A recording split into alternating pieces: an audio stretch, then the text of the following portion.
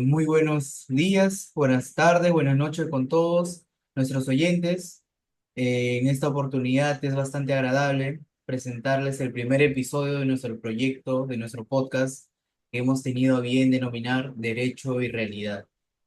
¿Quiénes somos? Quien les saluda es abogado por la Universidad Nacional Mayor de San Marcos. Tengo estudios de maestría, tengo cursos también que he llevado en el extranjero, todo relacionado con mi especialidad, que viene a ser el derecho penal y el derecho procesal penal, así como la ejecución penal. En esta oportunidad, quien también forma parte de este proyecto junto a mi persona es Yane Alejo Pérez, a quien le doy el pase para que se pueda presentar. Buenas tardes, oyentes. Mi nombre es Janet Alejo Pérez. También soy de la misma casa de estudios de la Universidad Mayor de San Marcos. También he realizado maestrías en el extranjero, en la Universidad de Salamanca. Pues sin mayor preámbulo, pasaremos a hablar sobre el tema de discusión, ¿no? Que viene a ser referente a temas de corrupción. Sí, bien como señalas, Yane, en efecto, el primer tema de este podcast va a ser la corrupción en el sistema de justicia, ¿correcto? Es importante que tengan en cuenta que la finalidad con el cual porque buscamos con este podcast es una finalidad estrictamente jurídica, aportar dentro de nuestras posibilidades, con algunas opiniones, con algunas críticas siempre constructivas, ¿correcto? Y todo desde una óptica académica de la información que hemos ido obteniendo durante estos años de nuestra formación y que seguro con la interacción y con el pasar del tiempo iremos mejorando y demás, siempre con el apoyo de todos ustedes. Desde ya, gracias por estar escuchándonos. El primer tema que hemos escogido es justamente la corrupción en el sistema de justicia peruano. Ese es un tema bastante importante y a la vez bastante controvertido. Ya de por sí, su propia definición nos invita a mucha reflexión y a mucho debate. Por ello, quisiera saber, Yane, ¿cuál es tu opinión sobre el tema de la corrupción en el sistema de justicia peruano? Pero sobre todo, ¿qué podemos entender por corrupción? Bueno, siempre cuando hablamos sobre temas de corrupción, ¿no? Siempre escuchamos inclusive al ciudadano de a pie, ¿no? Que siempre se queja de la corrupción, ¿no? Entonces no es una no, se podría decir que no solo esto pasa en la legislación peruana, sino también esto es a nivel de Latinoamérica, inclusive aquí en España, ¿no? Como que el ciudadano siempre está quejándose de la corrupción. Para ello, tenemos que partir refiriendo, como señalas, qué entendemos por corrupción. Pero para ello hay que tener en cuenta también algunos antecedentes, como la Convención de Palermo o la Convención de Mérida, ¿no? Pues en la Convención de Palermo, en el año 2000, ya se discutía, o sea, bueno, la finalidad de la Convención del Palermo era también para discutir sobre temas de corrupción. Si bien es cierto, no se debatió sobre ese tema de manera profunda, se podría decir, pero sí se incorporó un artículo 8 que se habló de manera específica, ¿no? Sobre el tema de corrupción. Pero posterior a eso salió la Convención de Mérida del 2003 que se llevó a cabo en México. Es aquí donde se discute sobre temas de corrupción y también esta convención obliga a los estados partes que incorporen en su código penal la corrupción pública, ¿no? Entonces, pero si bien es cierto, en esta convención de Mérida se debatió qué se debería entender por corrupción, pero no se llegó a cabo una definición, ¿no? Por más que se intentó, hubo esfuerzos y todo ello, no se llevó a cabo. Pues porque también tenemos que tener en cuenta que este tema de la corrupción es un fenómeno complejo. Entonces, pues ya actualmente, eh, por ejemplo, tener en cuenta que la corrupción solo se lleva a cabo en el sector público, pues estaríamos dejando de lado también el sector privado, ¿no? Sobre este tema, sobre nuevas formas de corrupción, se ha avanzado bastante. Sobre la clásica lesividad de la corrupción contra la administración pública, se ha dejado de lado y también ya ahora podemos hablar de corrupción privada, corrupción en el deporte. Si bien es cierto, este tema de corrupción en el deporte no se ha regulado en el Código Penal peruano, pero sí acá en el Código Penal español sí se ha avanzado bastante sobre ese tema, ¿no? Inclusive podemos hablar sobre corrupción de menores, ¿no? Que tiene que ver ya más con un delito sexual, ¿no? Entonces, de por sí, si nos podemos dar cuenta, el término corrupción como tal no nos ayuda a, no nos ayuda a definir ¿no? Porque podemos hablar también corrupción económica o inclusive corrupción en el ámbito de la criminología, ¿no? Entonces, para este caso en concreto, como vamos a hablar de la corrupción en el sector público, en el sistema judicial básicamente, pues vamos a definirlo como aquella donde el funcionario público o el servidor público que realiza o que ostenta ese poder o ese poder para obtener un beneficio de cualquier naturaleza, ¿no? De cualquier naturaleza, puede ser una de naturaleza sexual inclusive, con la finalidad de obtener un beneficio propio o para un tercero, o hace uso de ese poder de manera, se podría decir, de una utilización desviada de ese poder, ¿no? Que lo ostenta, por el cargo que ostenta.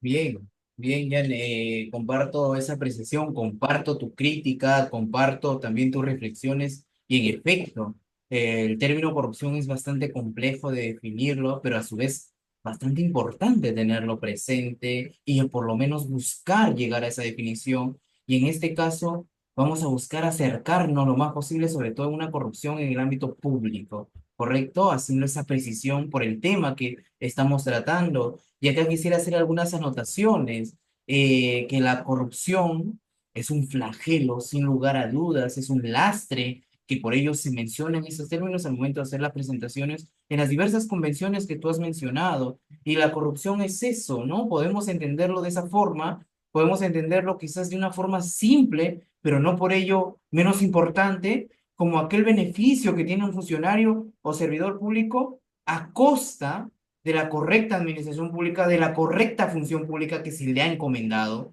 porque son ellos en quienes repercute y quienes representan la función pública en un determinado momento, pero que incumpliendo ese deber, lo que hacen es buscan solamente su beneficio y dejan de lado cumplir su función, cumplir su deber, lo cual afecta. Entonces, ya hay estudiosos, premio Nobel, que nos dicen que los estados desarrollan en la medida, o los estados que son considerados que tienen una alta calidad de vida, son también estados que tienen instituciones públicas sólidas. Y entonces acá lo que se ve son instituciones públicas bajas, ¿correcto? Instituciones públicas que tienen flaquezas y en consecuencia eso repercute muchas veces en la calidad de vida, muchas veces en la percepción que se tiene del Estado y demás. Y acá aprovecho este término que acabo de decir, percepción. Jan, es importante también que conversemos y que comentemos cuáles son las herramientas que tenemos para analizar este fenómeno de la corrupción. ¿Cuáles son los instrumentos que tenemos, los indicadores? Mira, yo he revisado hace poco, conversábamos también antes de entrar propiamente al podcast, ¿no es cierto? Conversábamos sobre el índice de percepción de la corrupción, que se ha dado hace no mucho, en donde se daba cuenta que el Perú lamentablemente está cada vez en picada, llamémoslo así, respecto a su posicionamiento. Y en picada me refiero a que cada vez se le ve un puesto mayor, pero eso no significa que esté mejorando, sino que cada vez es peor. Es así, porque la percepción respecto a nuestras instituciones públicas cada vez es más negativa. No obstante, ¿qué tan válido es tomar a rajatabla estas estadísticas que nos da el índice de percepción de la corrupción, que ahorita nos demuestra que el Perú está pasando por su peor momento respecto a esta percepción? ¿Qué opinión te merece? ¿Qué consideras que quizás deberíamos tener en cuenta otros documentos que nos apoyen, que nos brinden datos un tanto más objetivos y no solamente se base en la percepción de las personas? ¿Qué opinión te merece, Yane? Bueno, como señalas, el índice de percepción salió este mes, ¿no? Entonces, bueno, por ejemplo, si nos ponemos a analizar de manera objetiva y cuando tú revisas algún artículo, siempre el índice de percepción no deja de ser de percibido, ¿no? Como que siempre los estudiosos en la materia en temas de corrupción siempre hacen mención de esto, ¿no? Pero hay que preguntarnos, ¿quiénes lo realizan este índice de percepción, ¿no? Entonces, cuando nos ponemos a revisar, refieren que lo realizan empresarios y expertos, ¿no? Entonces, expertos sobre este punto, ¿no? Entonces, si bien es cierto, lo realizan expertos y académicos, que de por medio hay intereses económicos y políticos, los hay, ¿no? Entonces, no podemos tomar en cuenta la percepción, este índice o este indicador de percepción de la corrupción como un dato objetivo. ¿no? Como un dato objetivo porque básicamente se basan en indicadores o de la percepción, ¿no? Como o pregunta como que ciudadano X, ¿tú qué percibes que tu país es corrupto? Entonces no se basan en datos objetivos. Considero yo que se debería tomar otros indicadores más objetivos, ¿no? Y también cómo demostramos esto, cómo referimos que el índice de percepción, este indicador, no es un dato objetivo, pues nos podemos dar cuenta inclusive analizando el caso de la pandemia, ¿no? En la legislación peruana, porque si nos ponemos a analizar la evolución del índice de percepción, podemos darnos cuenta que en el 2020, el Perú ocupó, bueno, tuvo un puntaje de 38 puntos, ¿no? Y en el 2019 tuvo un puntaje de 36. Entonces, ¿a qué se debe que en el 2019 estábamos o teníamos el puntaje 36 y en el 2020 el puntaje 38?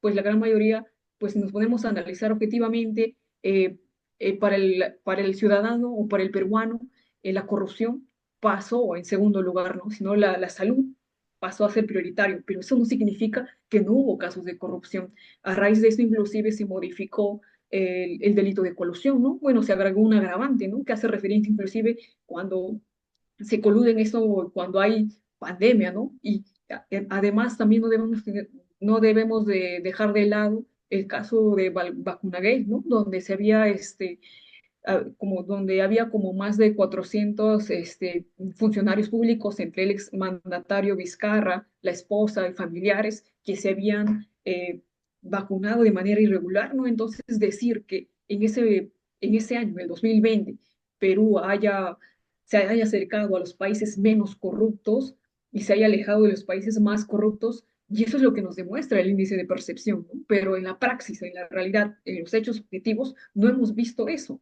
sino que la salud pasó a ser prioritario, pero eso no significa que no hubo casos de corrupción. Sí hubo muchos casos de corrupción, como les dije, en el caso de Vacunagate, inclusive de la compra de mascarillas, ¿no? Y debido a ello, eh, se modificó el delito de polución, ¿no? Entonces, tal vez podríamos tomar como dato objetivo, por ejemplo, el informe que realizó la Procuraduría sobre temas de corrupción, ¿no? Por ejemplo, cuántos jueces y fiscales están siendo investigados o condenados por delitos de corrupción. Ese me parece sí un dato objetivo, porque no, un dato objetivo porque se basa en hechos concretos. En cambio, el índice de percepción, pues no, ¿no? Entonces, no lo hay que tomar como si fuera, pues, un indicador objetivo. Un indicador objetivo o un indicador que esté escrito en piedra, ¿no es cierto? Tienes mucha razón, es importante en verdad reflexionar sobre esto, reflexionar también sobre las fuentes que uno utiliza, ¿no? A veces cuando uno empieza a investigar, cuando uno empieza a escribir sobre un tema de corrupción, inmediatamente van los índices de la percepción de la corrupción. Nosotros, creo yo, y me permito hablar también en tu representación, Yane, no estamos diciendo que sea un índice o un factor que no se deba tomar en cuenta, no obstante que no sea el único, sino que podamos contrastar con otros también informes y demás que puedan dar cuenta quizás de algunos datos más objetivos, ¿correcto? Más fiables al momento de tomar una postura sobre un caso en concreto o no.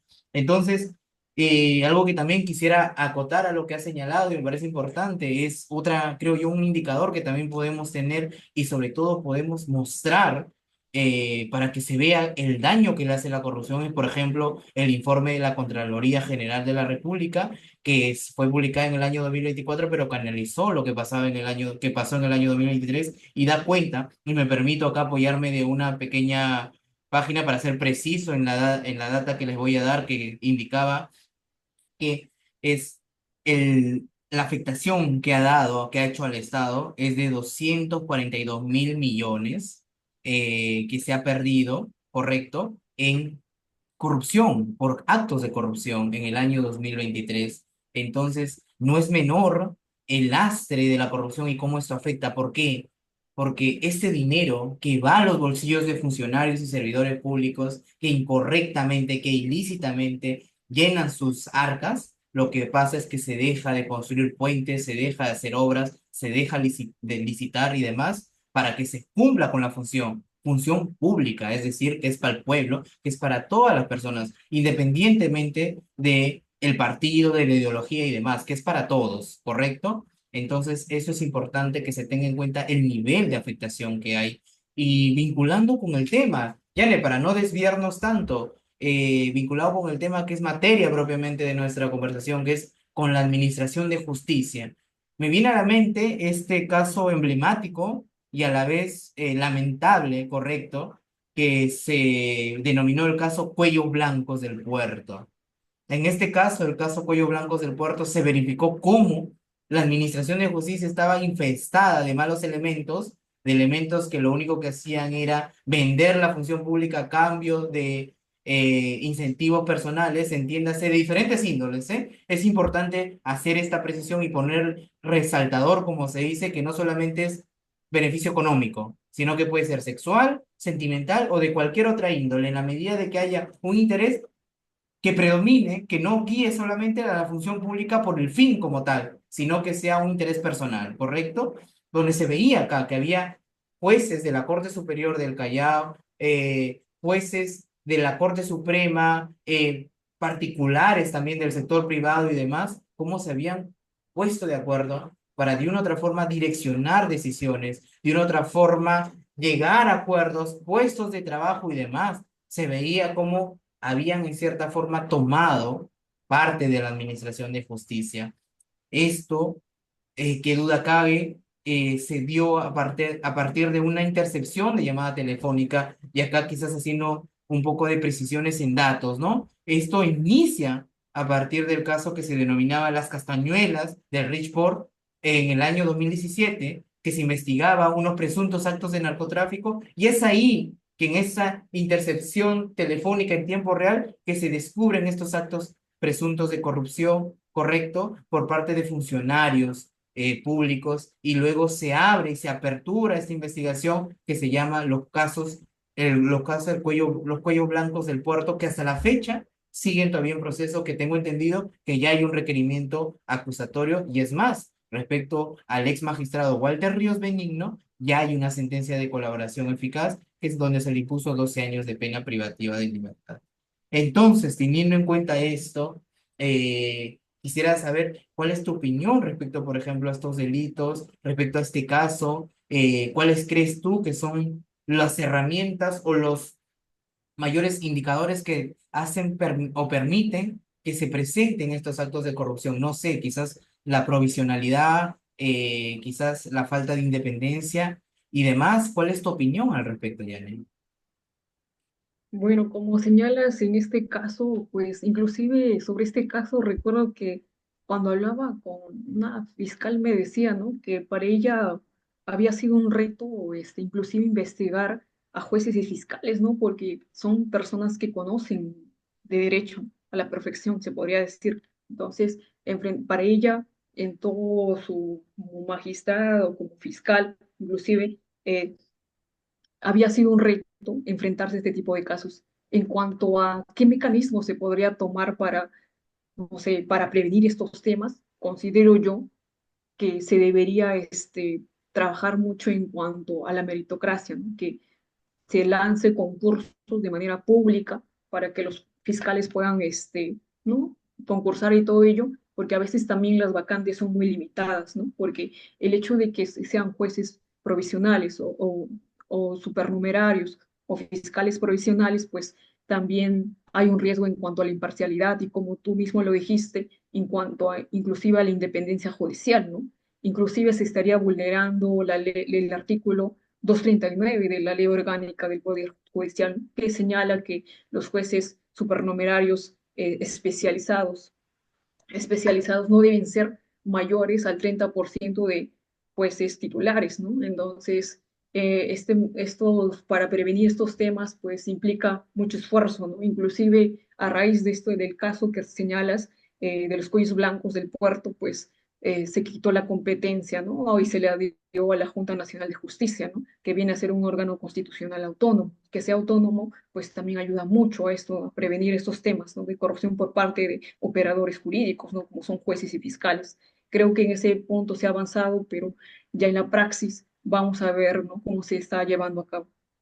Bastante importante lo que notas, y solamente quisiera hacer ahí un agregado a esa parte, ¿no? De que efectivamente la Junta Nacional de Justicia nace a partir de que salen estos casos y desaparece naturalmente la antigua, lo que se consideraba, lo que se llamaba como el Consejo Nacional de la Magistratura, ¿correcto? Entonces, ahora es la JNJ o la Junta Nacional de Justicia, donde sí quiero anotar que algo me parece interesante, que dentro de las diferentes entrevistas que he tenido la oportunidad de revisar, se pone énfasis en preguntarle sobre no solamente los conocimientos que tenga, sino también su formación integral, su formación ética como persona, y resaltando, por ejemplo, los principios de Bangalore, ¿no? Los principios de Bangalore que, si bien es cierto, están direccionados sobre todo a la conducta judicial, pero también se puede hacer homologable o análogo a las conductas fiscal, correcto, en la medida de que ambos son magistrados y ambos cumplen una función pública sumamente importante, pero no por ello menos también, obviamente, la parte de la defensa y demás, si bien es cierto, no están sometidos a estos principios, pero no por ello no deben respetarlos y no deben bregar también porque se respeten, ¿correcto? Porque somos todos los que formamos parte de la administración de justicia y eso me parece importante tenerlo claro, tener en cuenta desde mi óptica y creo que es una óptica que también compartes. Yane, entonces, yendo también a algo que forma parte de la administración de justicia y justamente de las herramientas que se toma para luchar contra la corrupción, es, por ejemplo, la figura de la extinción de dominio, que lo hemos conversado en algún momento. Entonces, quisiera hacer algunos comentarios sobre lo que está a punto de pasar, que hay proyectos de ley, por ejemplo, como el proyecto de ley 10.120/2024 y el 3.577 del año antes mencionado, que buscan modificar el decreto legislativo 1373 que regula la extinción de dominio antes denominada pérdida de dominio. ¿Qué es lo que busca modificar? A partir de diferentes críticas, muchas de ellas seguro fundadas, correcto. Nosotros no, mi óptica no parte de decir que no debería hacerse una revisión de la actual regulación y también, sin duda alguna, una crítica que todo se puede hacer a cómo se está tratando en la actualidad esta figura procesal, esta institución procesal, el proceso autónomo de decisión de dominios. No obstante, sí quisiera dejar unas reflexiones, correcto, respecto a que se busca, por ejemplo, poner una sentencia, un requisito de una sentencia firme para que proceda la extinción de dominio, excepto delitos graves, dice el proyecto, y no menciona, por ejemplo, la corrupción, no menciona los delitos de corrupción. Eso me parece un tanto cuestionable, por decirlo menos, y que se debería analizar y reflexionar un poco más. ¿Por qué? Porque si tenemos en cuenta que no se debería requerir esto de sentencia discúlpame, de sentencia firme frente a delitos graves, debería tenerse en cuenta, por ejemplo, lo que dice la Convención de Palermo, o también llamada, o también conocida como la Convención de Lucha contra la Criminalidad Organizada, correcto, en donde habla de los delitos graves y da como uno de sus indicadores cuantitativo que la pena sea igual o mayor a 4 años. Qué duda cabe que los delitos considerados de corrupción en nuestro país, regulados en la parte del Código Penal, muchas veces en su pena abstracta superan en demasía, en el extremo máximo y muchas veces incluso en el extremo mínimo, los 4 años. Entonces la pregunta sería, ¿por qué no también incorporarlo dentro de ese catálogo de delitos graves? Ahora, realmente también deberíamos reflexionar, ¿qué pasa cuando hay una extinción de la acción penal, correcto, por fallecimiento de la persona, o cuando hay un sobreseimiento, por ejemplo, por cuestiones probatorias respecto a la culpabilidad o a la futura culpabilidad que se podría determinar, pero ¿qué pasaría con los bienes? ¿Seguirían gozando, por ejemplo, de esos bienes que eventualmente por una causal distinta a una absolución no se pudo determinar la responsabilidad de esta persona en el proceso penal, pero que hay elementos que permitirían advertir, de acuerdo al estándar de extinción de dominio, que tiene vinculación con ilícitos? Esas cosas, por ejemplo, también la prescripción desde el momento de la sentencia firme, ponerlo en 5 años sin una mayor fundamentación, no digo que no debe ponerse, ¿correcto? Pero que por lo menos se deba fundamentar, se deba motivar, que nosotros como ciudadanos, al momento de ver un proyecto de ley, sepamos por qué se está poniendo una pena, por qué se está poniendo un plazo, tengamos que separarlo. Y esto, en la medida y me parece sumamente importante, y me disculpo por estar hablando demasiado en ese extremo, pero en la medida de que se tenga que respetar algo que es fundamental al momento de dar una ley, el principio de neutralidad. Aquel que da una ley directamente no puede estar interesado en la misma ley. Y eso es importante, se tiene que reflexionar. Porque cuando pasa esto, que se quebranta el principio de neutralidad, es que se dan leyes muchas veces que no responden realmente a una función loable, a una función que realmente busque resolver un problema en la sociedad, en la realidad, sino que a veces solamente se busca de una u otra forma beneficiarse personalmente y para eso no es la función pública. No decimos que no se deba revisar, pero que se debe reflexionar y se debe buscar un un justo medio entre combatir la corrupción y respetar los derechos de propiedad y demás derechos de las personas, pero siempre en la medida que se respeten los principios antes mencionados. Janet, ¿qué opinión te merece? Discúlpame por haberme extendido.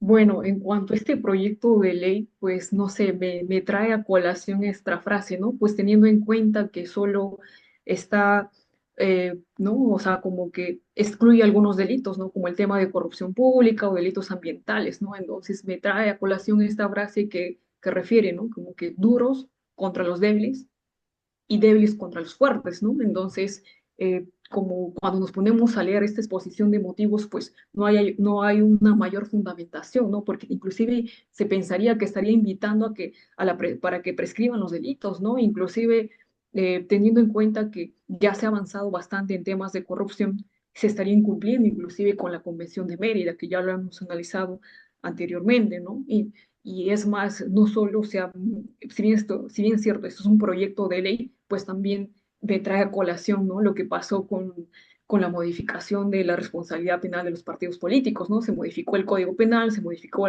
el Código Procesal Penal, ¿no? Entonces, ahora, pues básicamente podemos ver que ya no hay de por sí una responsabilidad penal de los partidos políticos, pero sí una responsabilidad administrativa. Si bien es cierto, cuando hablamos sobre esta responsabilidad de los partidos políticos, podemos decir tal vez que vulneraría el principio de la participación ciudadana y todo eso, pero eso no quita que no haya una responsabilidad penal de los partidos políticos, ¿no? Entonces, estos proyectos de ley, las modificatorias, como en el caso de los partidos políticos, considero yo que está trayendo un retroceso en temas de corrupción que ya se había avanzado bastante. Totalmente de acuerdo, Yane, y entonces creo yo que la finalidad de esta conversación es reflexionar. Reflexionar, criticar, dar nuestra postura, siempre desde una óptica académica, desde lo que hemos podido revisar, desde lo que hemos reflexionado y todo ello.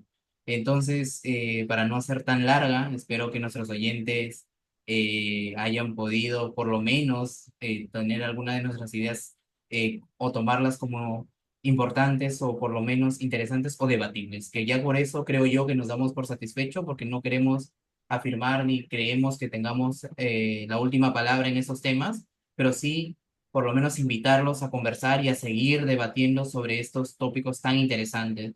Entonces los invito a que estén atentos a las próximas publicaciones, a los próximos episodios de este bonito proyecto que hemos emprendido y que va a ser posible en la medida de que ustedes nos brinden su apoyo. Yane, ¿algunas palabras finales? Bueno, solo pues, como decías, ¿no, Joel, que en el derecho todo es debatible, ¿no? Nosotros no tenemos la última palabra, pero este podcast, como el nombre mismo lo dice, Derecho y Realidad, es básicamente para problematizar sobre estos puntos, ¿no? No solamente en el ámbito teórico, sino también en la praxis, ¿no? Cómo se va aplicando las normativas y qué consecuencias acarrea para la sociedad en general, ¿no? Entonces, solo invitarles a nuestro al segundo episodio, que nos sigan en nuestras redes sociales y también les invitamos que con la mayor confianza que puedan comentarnos sobre qué punto quisieran que, no sé, en los próximos episodios hablemos o debatimos sobre un punto que para la sociedad, porque es un podcast dirigido para el ciudadano de a pie, para profesional, para cualquier tipo de, bueno, para abogados o profesionales, invitarles. Gracias, John. Muchas gracias a ti, Yane. Gracias a todos. Hasta luego. Hasta una nueva oportunidad.